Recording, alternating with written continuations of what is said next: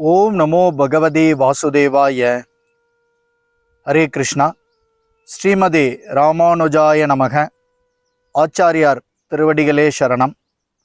பக்தர்கள் அனைவருக்கும் நமஸ்காரம். அடியேன் எஸ் நந்தகுமார், ஸ்ரீ கிருஷ்ணா வேத கல்வி நிறுவனம், காட்பாடி, வேலூர். மீண்டும் நமது ஸ்ரீசக்கரம் பக்தி சேனல் வாயிலாக ஸ்ரீமத் பகவத்கீதை தொடர் உபன்யாச காணொலியில் பக்தர்களை சந்திப்பதில் அடியேன் மிகுந்த மகிழ்ச்சி அடைகிறேன்.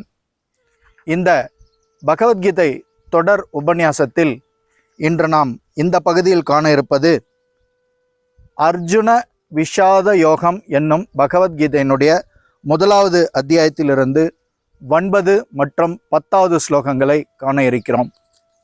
அதாவது எப்படி ஒரு போர்க்களத்திலும் அந்த மகாபாரத போர்க்களத்தில் தர்மம் கடைபிடிக்கப்பட்டது, தர்ம நீதிகளை ஏன் கடைபிடிக்க வேண்டும் போன்ற பல விஷயங்கள் பகவத்கீதையினுடைய இந்த முதல் அத்தியாயம் வாயிலாக நமக்கு தெளிவாக புரிய வரும். ஆதலால் கீதையினுடைய ஒவ்வொரு ஸ்லோகமும் மிகுந்த ஆழ்ந்த உட்கருத்தை கொண்டது. நாம் ஒவ்வொரு முறையும் கீதையை படிக்கும் போதும் கீதை உபன்யாசத்தை கேட்கும் போதும் நாம் எந்த அளவுக்கு மனப்பக்குவம் அடைந்துள்ளோமோ அந்த அளவுக்குத்தான் அந்த உள்ளர்த்தம் நமக்கு புரிய வரும். காரணம், கீதையினுடைய பகவத்கீதையினுடைய ஸ்லோகங்களின் உட்கருத்துக்கள் மிக மிக மிக மிக ஆழமானவை. அது பகவானால் உபதேசிக்கப்பட்டது. அதனால் நாம் எந்த அளவுக்கு வாழ்க்கையில் மனப்பக்குவம் அடைந்துள்ளோமோ, எந்த அளவுக்கு ஆன்மீகத்தில் முன்னேறி உள்ளோமோ அந்த அளவுக்குத்தான் பகவத்கீதையினுடைய ஸ்லோகங்களின் கருத்துக்கள் நமக்கு புரிய வரும்.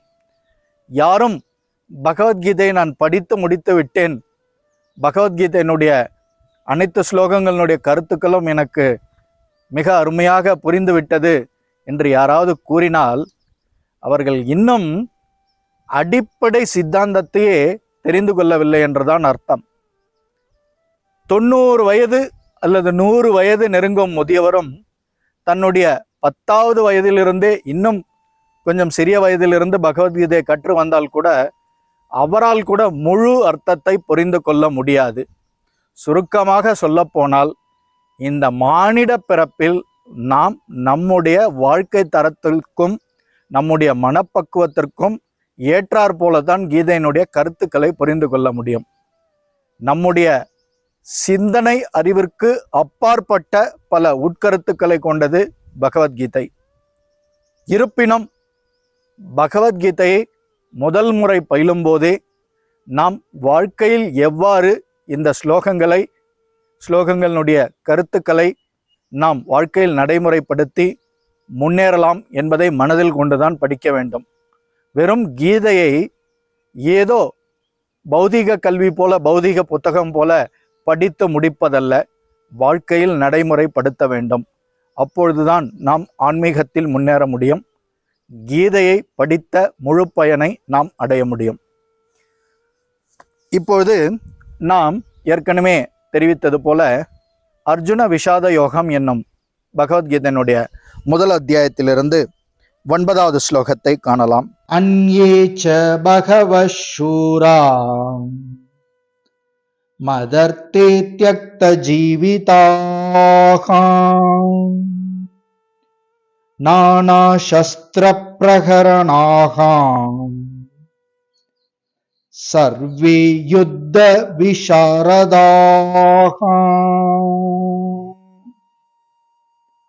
அன்யேச்ச பகவஷூரா மதர்த்தே த்யக்த ஜீவிதாஹ நானா சஸ்திர பிரகரணாக சர்வே யுத்த விசாரதாக. அதாவது இந்த ஸ்லோகம் துரியோதனன் அங்கே போர்க்களத்தினுடைய அந்த அமைப்புகளை விவரித்து கொண்டிருக்கையில் வரும் ஸ்லோகம் இது. இங்கே தனக்காக உயிரையும் கொடுக்கக்கூடிய எண்ணற்ற மாவீரர்கள் அங்கே கௌரவர்களுடைய அந்த படையில் இருக்கிறார்கள் என்பதை இந்த ஸ்லோகம் வாயிலாக துரியோதனன் தெரியப்படுத்துகிறான்.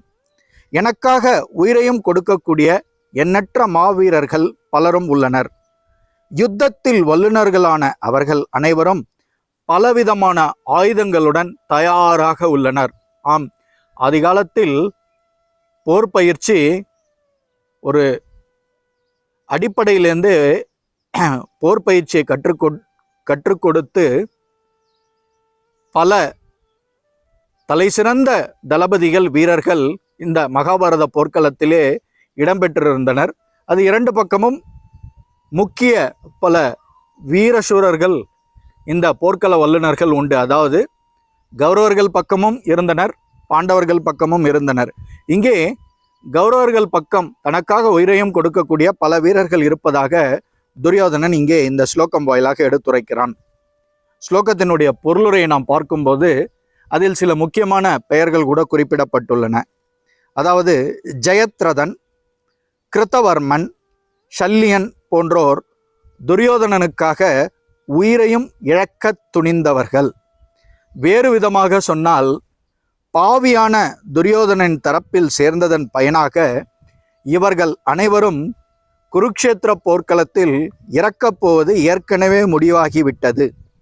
இருப்பினும் மேற்கூறப்பட்ட தனது நண்பர்களின் கூட்டு பலத்தால் தனது வெற்றி நிச்சயம் என்று துரியோதனன் எண்ணுகின்றான். அதாவது இங்கே கௌரவர்களுடைய தோல்வி உறுதி செய்யப்பட்டு விட்டது. இது சித்தாந்தத்தின்படி எப்படி தெரியும் என்றால், பகவான் ஸ்ரீ கிருஷ்ணர் பாண்டவர்கள் பக்கம்தான் இருந்தார். அர்ஜுனனுடைய தேரோட்டியாக, பார்த்தசாரதியாக பகவான் பாண்டவர்கள் பக்கம் இருந்த காரணத்தினால் எதிரணியான கௌரவர்களுடைய தோல்வி முடிவு செய்யப்பட்டு விட்டது. பகவான் எந்த பக்கம் இருக்கிறாரோ அந்த பக்கம்தான் வெற்றி உறுதி. அதனால் தான் எப்பொழுதுமே பகவான் பக்தர்கள் பக்கம்தான் இருப்பார். பக்தர்கள் யார்? சாந்த குணம் படைத்தவர்கள், தர்மத்தின்படி வாழ்பவர்கள், மற்றவர்களுக்கு உதவி செய்பவர்கள், மிக இலகிய மனது படைத்தவர்கள், பகவானிடம் சரணாகதி அடைந்தவர்கள், உலக சேமலோகத்துக்காக பாடுபடுபவர்கள். இப்படி பக்தர்களுடைய அந்த நற்பண்புகள் பல கூறலாம். பக்தர்கள் பக்கம்தான் பகவான் இருப்பார் என்பது இங்கே மிக தெளிவாக நமக்கு புரிகிறது. பாண்டவர்கள் பக்கம் பகவான் ஸ்ரீ கிருஷ்ணர் இருந்த காரணத்தினால் எதிரணியினரான கௌரவர்களுடைய அந்த தோல்வி போர் துவங்குவதற்கு முன்பே உறுதி செய்யப்பட்டு விட்டது. ஆனால் மமதையும் மானவமும் பிடித்த துரியோதனனால் அவனால் இதை ஏற்க முடியவில்லை. தானே வெற்றி பெறுவேன் என்று அவன் மமதையில் ஆடிக்கொண்டிருக்கிறான். அடுத்ததாக நாம் காண இருப்பது 1வது அத்தியாயத்தினுடைய 10வது ஸ்லோகம். அபர்யாப்தம் ததஸ்மாகம் பலம் பீஷ்மாபிரக்ஷிதம் பர்யாப்தம் த்விதமே தேஷாம் பலம் பீமாவிரக்ஷிதம் பலம் பீமாபிரக்ஷிதம்.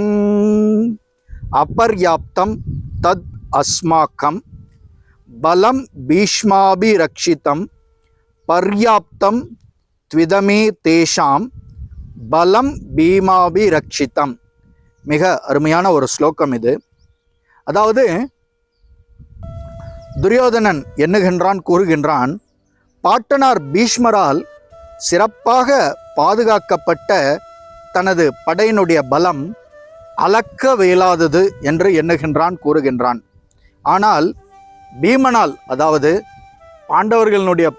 பாண்டவர்களுடைய பீமனால் கவனமாக பாதுகாக்கப்பட்ட பாண்டவ சேனையோ அளவிடக்கூடியதே.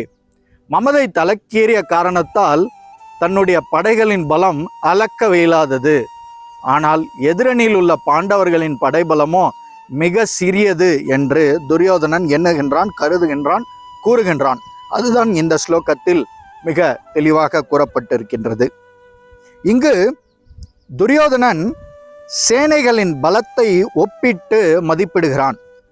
மிகவும் அனுபவமிக்க படைத்தளபதியான பாட்டனார் பீஷ்மரால் பாதுகாக்கப்படுவதால் தனது படையின் பலம் அளவிட இயலாதது என்று துரியோதனன் எண்ணுகின்றான். இது மமதையின் ஆணவத்தின் காரணத்தினால் அப்படி எண்ணுகின்றான். அதே சமயம் பீஷ்மரின் முன்பு தூசி போன்றவனும் குறைந்த அனுபவம் உள்ள தளபதியான பீமனால் பாதுகாக்கப்படும் பாண்டவ சேனையின் பலம் அளவிடக்கூடியதாகும். அது தன்னுடைய படையின் பலம் மிக மிக மிக பெரியது, பாண்டவர்களுடைய படையின் பலம் மிக மிக சிறியது என்று மிக அற்பமாக அவன் மமதை தலக்கீறிய காரணத்தினால் அவ்வாறு தவறுதலாக கணக்கு போடுகின்றான். துரியோதனன் எப்பொழுதுமே ஆரம்பத்திலிருந்தே பாண்டவர்கள் மீது பொறாமை கொண்டிருந்தான். குறிப்பாக பீமனின் மீது மிக அதிகமான பொறாமை கொண்டிருந்தான். ஏனெனில் தான் ஒருவேளை இறக்க நேர்ந்தால் பீமன் மட்டுமே தன்னுடைய இறப்புக்கு காரணமாக இருப்பான் என்பதை அவன் ஏற்கனவே அறிந்திருந்தான்.